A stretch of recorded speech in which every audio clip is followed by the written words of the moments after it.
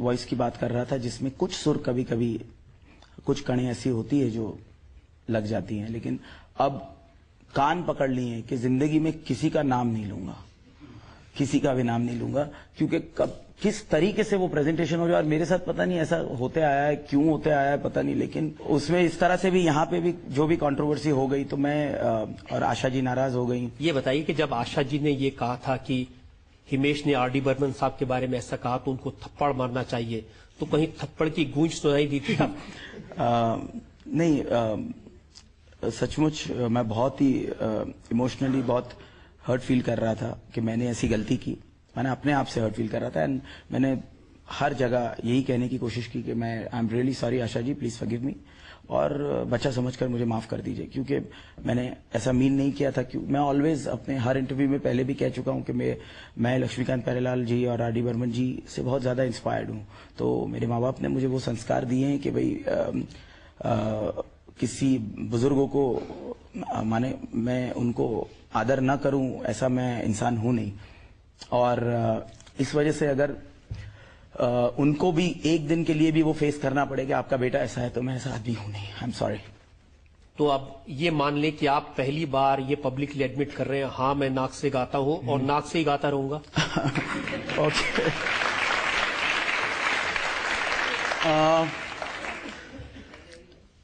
क्या जवाब दूं मैं ये कह सकता हूं कि अगेन वही, हाँ मैं नाक से गाता हूं भाई। अब मुझे मालूम ही नहीं मैं क्या करूं, क्योंकि यहां से ही कोई एक कंट्रोवर्सी शुरू हो जाएगी कि अगर मैंने कुछ कह दिया कि नहीं मैं नहीं गाता हूं, ऐसा है, ये है, एक्सप्लेन ठाक करके कुछ पता नहीं नया हो जाएगा। इसीलिए हाँ मैं गाता हूं।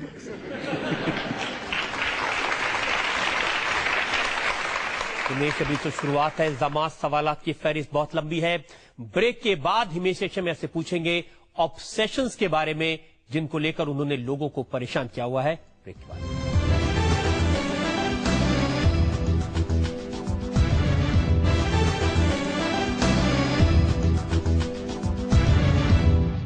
आपकी अदालत में आज जनता के इल्जामात और सवालात के घेरे में है जाने माने म्यूजिक डायरेक्टर और सिंगर हिमेश रेशमिया। आपकी अदालत में अगला इल्जाम हिमेश पर।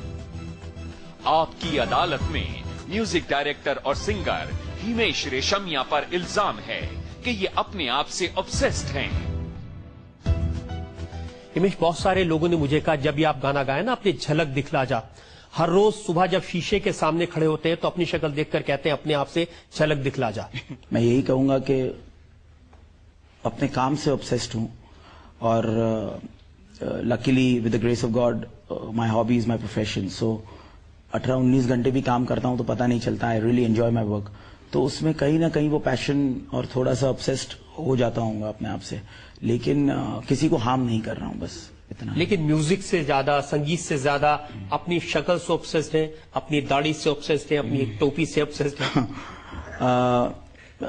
देखिए, मैं ये समझता हूँ कि ये लुक जो भी जिनको कभी कुछ लोगों को पसंद आया है, नहीं आया है, जो भी है, जो ऑब्सेशन की आप बात कर रहे हैं, वो सारी चीजें तब वर्क करती हैं जब मेरा म्यूजिक वर्क करता है। अगर म्यूजिक कमजोर होगा और म्यूजिक नहीं वर्क करेगा या आवाज नहीं वर्क करेगी तो ये लुक भी नहीं वर्क करेगा। तो कहीं ना कहीं ये सब तब माने उसकी जड़ अगर स्ट्रांग है, अगर वो म्यूजिक हिट है, तो फिर ये सारी चीजों पे लोग बात करके उसकी चर्चा बना के उसको एक लेवल पर ले जा सकते हैं। Otherwise it wouldn't have worked. तो मैं ये समझता हूँ कि सबसे ज्यादा ऑब्सेस्ड मैं अपने काम से हूँ। उसके बाद हाँ, अगर कहीं ये लुक के लिए या जो मैं ऑब्सेस्ड, अगर लोगों को ऐसा मानना है तो मैं मान लेता हूँ, क्योंकि मेरी मुबोली सिस्टर जिसको मैं रियली बहुत मानता हूँ, रूपा चड्डा, उसने ये लुक मेरे लिए डिजाइन किया। और मेरा भाई प्रशांत चड्डा जो मेरे वीडियो के डायरेक्टर्स रहे हैं, उसने ये लुक मुझे दी, ये कैप की बात कही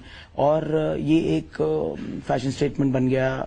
और हिमेश, यही तो लोग पूछना चाहते हैं लेकिन आपसे पूछते नहीं है। और यहाँ भी जो लोग बैठे हैं और जो लोग इस शो को देख रहे हैं, सब लोग जानना चाहते होंगे हिमेश रेशमिया आखिर ये टोपी क्यों लगाते हैं? टोपी क्यों लगाते हैं और टोपी कब उतरेगी और क्या है, इसका जवाब मैं आपका सुरूर the movie the real love story में दे दूंगा। उसमें आपकी टोपी उतर जाएगी। उसमें टोपी अनफोल्ड होने वाली है और एक छोटे पोर्शन के लिए। हालांकि रियल लव स्टोरी का ये मतलब नहीं है कि वो सिर्फ पूरी एक कोई ऑटोबायोग्राफिकल फिल्म है। It's a fast pace thriller जिसमें एक रोमांस एंगल कहीं एक मेरी जिंदगी से जुड़ा हुआ है और कुछ मोमेंट्स ऐसे हैं। अदरवाइज तो एक out and out pot boiler है, गाने हैं, रोमांस है, सब कुछ है।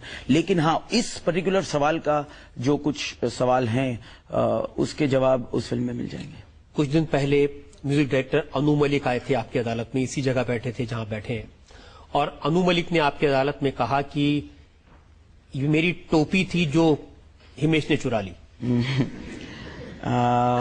अनु मलिक जी बहुत सीनियर म्यूजिक डायरेक्टर हैं और मैं उनको बहुत रिस्पेक्ट करता हूं। I really respect him. अगर उन्होंने ये कहा है कि मैंने उनकी टोपी चुरा ली है तो मैं आई डोंट नो, बट चुरा ली होगी। अभी मुझे डर ही लग रहा है यार, मैं कुछ भी बोलता हूं, मैं पता नहीं इसमें एक मेजर कंट्रोवर्सी छिड़ जाएगी खामखा, इसलिए मैं थोड़ा डर के जवाब दे रहा हूं। आपकी अदालत में आया हूं डर के, और अभी और डर भी लग रहा है, तो बट इसमें मैं ये कहूंगा कि देखिए, आप डरिए मत, आप जनता के सामने हैं। हाँ। और जनता आपके साथ है, ये गवाही आपको दे सकती है।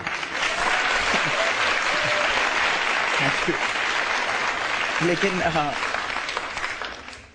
आई डोंट नो टोपी का, क्योंकि उन्होंने कहा कि ये शूज पहनने का काम, ये बीट्स पहनने का काम, ये स्टाइल बनाने का काम, रॉक स्टार बनने का काम पहले अनु मलिक ने किया, और original rock star Anu Malik बने और आज हिमेश उनको कॉपी कर रहे हैं।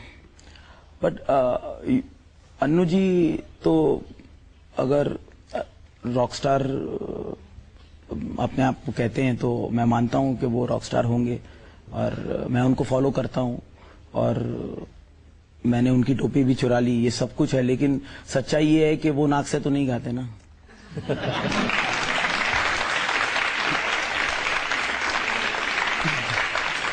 लेकिन ये सही है कि आप अपने लुक्स के तरफ इतने ज्यादा केयरफुल हैं कि जब आपको एक एल्बम बनानी पड़ी, सुरूर वाली एल्बम, तो आपने मेहनत करके अपना वजन 8 किलो कम कर लिया था। यस, मैंने कम किया। अभी तो मैं और 8-10 कम करना चाहता हूं, बट आजकल ये फिटनेस के पॉइंट ऑफ व्यू से भी इट इज ऑलवेज बेटर कि आदमी अपना वजन फिट रखे। और ऑलवेज अब जब आपने ये एक चैलेंज उठा ही लिया है तो फिर आपको you have to do it. और फिर उसमें मैं ये कहूं कि मैं नहीं कर रहा हूं, तो yes, I am working towards it. And अब ये फिल्म जब आएगी तब देखेंगे, ऊपर वाला साथ देता है। फिल्म तो देर से आएगी, लेकिन उसके पहले आपने तैयारी बहुत की है। जो भी आपके म्यूजिक वीडियोस होते हैं उनमें हीरो नजर नहीं आते, हिमेश नजर आते हैं। ये आपका अपने आप से ऑब्सेशन नहीं है? देखिए, इसमें मैं जो ये वीडियोस वाला कॉन्सेप्ट अब्रॉड में ऑलवेज था, इंडिया में मेरे जरिए पहली बार आया कि फिल्म के वीडियोस और एक सिंगर अपनी लेवल पर उसका प्रमोशन जो गानों का होता है, और वो गानों को हेल्प किया। बट इसका डिसीजन मेरे हाथ में नहीं था। वो हीरोज ने मुझे सपोर्ट किया उस बात के लिए, प्रोड्यूसर्स ने सपोर्ट किया, डायरेक्टर्स ने सपोर्ट किया, और कोई भी किसी भी हीरोज को कभी आपत्ति नहीं रही इस बात को लेकर, और म्यूजिक कंपनी ने सपोर्ट किया, और उस चीज का फायदा सभी को हुआ। तो मुझे लगता है कि इस बात को लेकर अभी तक तो कोई कंट्रोवर्सी हुई नहीं है। अब पता नहीं हो ना जाए, इसका ये भी डर लगता है। लेकिन ये सही है कि आप अपने आप को एक रॉक स्टार बनाना चाहते हैं, और आपके माइकल जैक्सन जैसे लोग आपके आइडल बने हैं इसमें। नहीं, आइडल देखिए, रॉक स्टार का जो कॉन्सेप्ट है वो इंडिया में उस लेवल पर माने एक नहीं एक्सेप्ट हुआ था, because India is just growing towards it. But I work towards it कि भाई ठीक है, एक सिंगर है, लेकिन अगर एल्बम करनी है तो उसके वीडियोस किस तरह से होने चाहिए, क्या हुआ। और प्रशांत ने बहुत अच्छे जबरदस्त वीडियोस बनाए, गाने बहुत पॉपुलर हुए, और फिर शोज वगैरह में जहां पे रियली इंटरनेशनल आर्टिस्ट परफॉर्म करते हैं, वहां मैंने ये कोशिश की कि हमारा इंडिया कम नहीं है, हमारा इंडिया पीछे नहीं है। और वेदर वेमली हो, air Canada centre, amphi theatre Hollywood, ये सारे जो एरिनाज में सिर्फ इंटरनेशनल आर्टिस्ट परफॉर्म करते थे, वहां जाकर परफॉर्म कर पाया, और इंडिया की उतनी रिस्पेक्ट रख सका कि पैक्ड क्राउड मिला, उनसे इंटरनेशनल रॉक स्टार्स से ज्यादा क्राउड मिला। ये ऊपर वाले का आशीर्वाद रहा, आप लोगों की दुआ है कि ये हुआ। और ये मुझे बहुत स्ट्रेस था इस बात का, बिकॉज एक चैलेंज था, सब लोगों की दुआएं थी, blessings of lakhs and crores of people, के ये हो पाया। आप रॉकस्टार बनने की कोशिश में वक्त लगाते हैं, अपने डिजाइनिंग पर, अपीयरेंस पर टाइम लगाते हैं, वजन कम करने पर दम लगाते हैं, आप बाहर जाकर के शोज करते हैं। लेकिन ये लोग पूछना चाहते हैं, आप म्यूजिक कब कंपोज करते हैं? म्यूजिक मैं सुबह 9 बजे से लेकर 12 बजे